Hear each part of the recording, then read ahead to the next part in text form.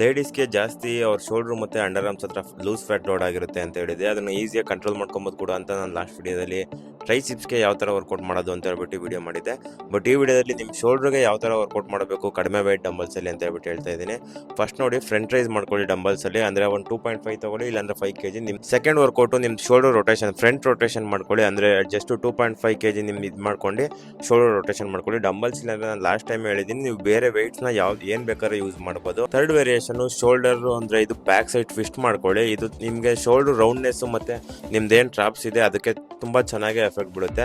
Fourth one around ಅಂತ ಹೇಳ್ಬಿಟ್ಟು, ಇದು ನಾರ್ಮಲ್ ಆಗಿ ಮೇಲಿಂದ ಕೆಳಗಡೆವರೆಗೂ ಒಂದು ರೌಂಡ್ ಅರೌಂಡು ನಾನು ಯಾವ ಆ್ಯಂಗಲಲ್ಲಿ ಇಟ್ಕೊಂಡಿದ್ದೀನಿ ಅದೇ ಥರ ಮಾಡಿ. ಈ ವರ್ಕೌಟ್ಗಳನ್ನ ನೀವು ರೆಗ್ಯುಲರ್ ಆಗಿ ಮಾಡೋದ್ರಿಂದ ನಿಮ್ಮ ಶೋಲ್ಡ್ರಲ್ಲಿರೋ ಫ್ಯಾಟು ಮತ್ತು ನಿಮ್ಮ ಟ್ರೈಸಿಪ್ಸಲ್ಲಿರೋ ಫ್ಯಾಟ್ನ ಕಂಟ್ರೋಲ್ ಮಾಡ್ಕೊಬೋದು. ಅಂದರೆ ನೀವು ಕ್ಯಾಲರಿ ಡೆಫಿಸಿಟ್ ಡಯಟಲ್ಲಿ ಕೂಡ ಹಂಗೆ ಇರಬೇಕು. ಈ ವರ್ಕೌಟ್ಗಳನ್ನ ನೀವು ಡಂಬಲ್ಸಲ್ಲಿ ಅಂದರೆ ಜಿಮ್ಮಲ್ಲೇ ಮಾಡಬೇಕು ಅಂತೇನಿಲ್ಲ, ನೀವು ಮನೆಯಲ್ಲೂ ಕೂಡ ಡಂಬಲ್ಗಳನ್ನ ಆರ್ಡರ್ ಮಾಡ್ಕೊಂಡು ಮಾಡ್ಬೋದು. ಇದೇ ಥರ ಇನ್ನೂ ವರ್ಕೌಟ್ ವೀಡಿಯೋಸ್ಗಳು ಬೇಕು ಅಂತಂದರೆ ಕಮೆಂಟ್ ಬಾಕ್ಸಲ್ಲಿ ಕಮೆಂಟ್ ಮಾಡಿ. ಇನ್ನೂ ಯಾರಾದ್ರೂ ನನ್ನ ಅಕೌಂಟ್ನ ಫಾಲೋ ಮಾಡ್ಕೊಂಡಿಲ್ಲ ಈಗಲೇ ಹೋಗಿ ನನ್ನ ಅಕೌಂಟ್ನ ಫಾಲೋ ಮಾಡ್ಕೊಳ್ಳಿ.